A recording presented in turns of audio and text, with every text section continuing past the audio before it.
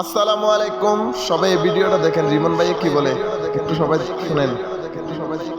প্রবাসী ভাইয়ের কথাগুলো একটু মনোযোগ দিয়ে শুনে যাবেন। কিও প্রবাসী ভাই ওগুলো আসেননি বালা? বাংলাদেশ এয়ারপোর্ট থেকে তো খবর একখানা আইছে, আপনি যদি ব্যাংকে টাকা না পাঠান আপনি বাংলাদেশে যেতে নিতেন না। বাংলাদেশ এয়ারপোর্ট ইমিগ্রেশন থেকে আপনি করে আবার সৌদি, কাতার, কুয়েত যাতে যেখানে আছেন অবস্থান করছেন ওইখানে আবার পাঠাই দিব। আর আপনি বাংলাদেশ এয়ারপোর্ট থেকে যদি ঘরে যাইতে চান তাহলে আপনার রেমিটেন্স যে টাকাগুলো ব্যাংকের মাধ্যমে পাঠাইছেন, খাস বাংলায় কই আর কি, যে টাকাগুলো ব্যাংকের মাধ্যমে পাঠাইছেন ওই টাকার একটা রিসিট লাগবে, রিসিট। ঠিক আছে, ওই রিসিপ্টটা যদি আপনারা বাংলাদেশে যে এয়ারপোর্টে বিমানবন্দরে যদি দেখান তাহলে আপনারা বাড়িতে যাবেলা দিব, নইলে যাবেলা দিত না। এখন যে পোস্ট করছে বাংলাদেশ এয়ারপোর্টে, যে মানুষটা ভালো মানুষটা পোস্ট করছে, ওই মানুষটার আমি একটা কথা বলতে চাই। ইন্ডিয়া, নেপাল, পাকিস্তানে তো মানুষ 60,000, 70,000, হাইস্ট 1 লাখ, 1,20,000 টাকা দিয়ে আইয়ে। তারা যে আসে তাদের এজেন্সি থেকে আগের থেকে কাজ ঠিক করে থাকে, দেশে আইয়ে 2 মাস বেতনে চাকরি করে করবে তার দার দেনা শোধ।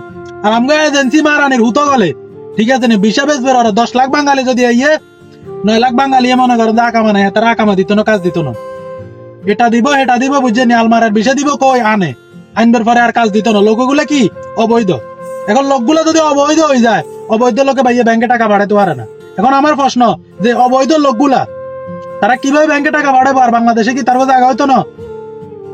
আমরা করে এসব গুলা শিখাই কেডা? আপনারা যে শিক্ষিত মানুষ, আপনাদের শিক্ষিত ন্যূনতম যে ধারণা আছে ওইটাও নাই।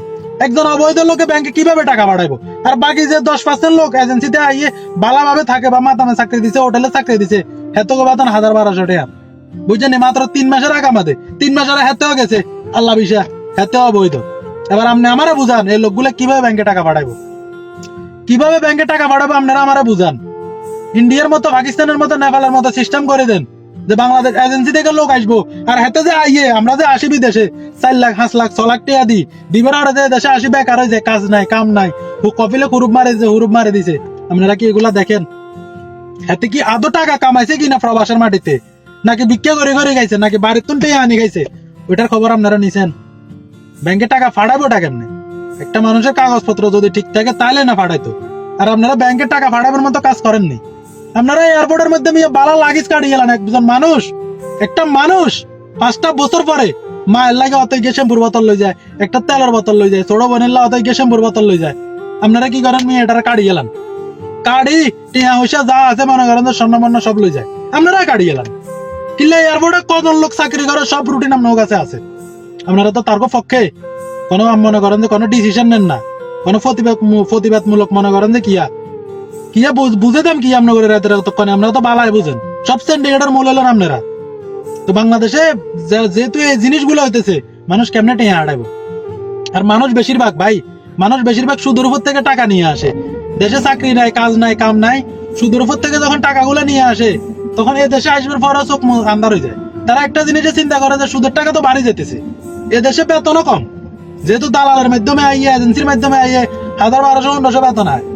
তো তারা চিন্তা করে যে ভাই কিভাবে 2 টাকা বেশি পামু, কিভাবে 2 টাকা দেশে কিভাবে 2 টাকা বেশি পাঠামু। তো হুন্ডির মাধ্যমে 2 টাকা বেশি পাইলে তারা ওইভাবে সুদের টাকাগুলা মনে করেন যে শোধ করে, চাই যে কত তাড়াতাড়ি পারি দাঁত দেনাগুলো শোধ করি ফেলাই। তারপর মনে টেনশন হলো এটা। আপনারা যদি এজেন্সি গুলা ঠিক করে দেন, হ্যাঁ বাংলাদেশ থেকে আসবো 60,000, 70,000 দিয়ে আসবো, আসার পরে এদেশে সুন্দরভাবে চাকরি করবো, 2 মাস 3 মাসে দাঁত দেনা শোধ করিয়ে নেবো, তাহলে সবাই ব্যাংকে টিয়া হারাইতো। এখন ফলাবানের একটাই টেনশন, কবে দাঁত দেনা শোধ করবো। ওই দাঁত দেনা শোধ করতে করতে সবাই হুন্ডির দিকে চলে যায়। আর 90% হুন্ডির দিকে যাওয়ার কারণে তার আগামা নাই, কাগজপত্র কিচ্ছু নাই, এই কারণে হুন্ডিতে যায়। এখন আমার প্রশ্ন হলো যে এরকম দেশে বাড়ি আছে, ঘর আছে, পুকুর আছে, সবই আছে, তারা বাংলাদেশের নাগরিক, আপনি করে একটা পর্যায়ে বসাইছে, এখন কি আপনারা বাংলাদেশকে নিয়ে লাইছেন? তারা পরিস্থিতির কারণে ব্যাংকে টাকা পাঠাতে পারে না। জানেন, প্রবাসীরা বাংলাদেশের সর্বোচ্চ মিস করে, সর্বোচ্চ ভালোবাসে। কারণ হারাই গেলে ওই যে মাছ দিয়ে দায়, বুঝছেন নি, হিয়াল্লা মায়া বেশি থাকে। আমগো তো বাংলাদেশ চলে গেছে, আমরা পরদেশে চলে গেছি, এই কারণে আমরা বাংলাদেশের বেশি মিস করি। আপনার করে কেমনে বুঝাইতাম? আপনার দেশে যত চোর বাটপার এয়ারপোর্টের মধ্যে আছে, বুঝছেন নি, এয়ারপোর্টের মধ্যে যত চোর বাটপার বেগুন আছে। আপনারা যে এসব কথাগুলা কন, এগুলো আপনাদের লগে যায় না। আপনি পোস্টিয়ান ডিলিট করে দিচ্ছেন মিয়া, আপনি কথা একটা কবেন যে জায়গায় খাড়ে কথা ওই জায়গায় কইবেন, পোস্ট ডিলিট করে দিচ্ছেন। তবে আমি মাগার রিমন পোস্টিয়ান স্ক্রিনশট মারি রাখি দিছি, আপনার আইডির লিঙ্ক পর্যন্ত দিয়ে গেলাম। আর প্রবাসী ভাইয়ের আপনাদের কইতেছি, এর লোকে বলছে যে ব্যাংকের টাকা না বাড়ালে আপনারা বাংলাদেশে ঢুকতে নিতেন না। এই লোকের বিচার আপনারা কি করবেন এটা আপনারাই জানেন। আসসালামু আলাইকুম, ভালো থাকবেন। প্রবাসীর বিষয় যদি কথা কই সারাদিন সারা বছর শেষ হতো না।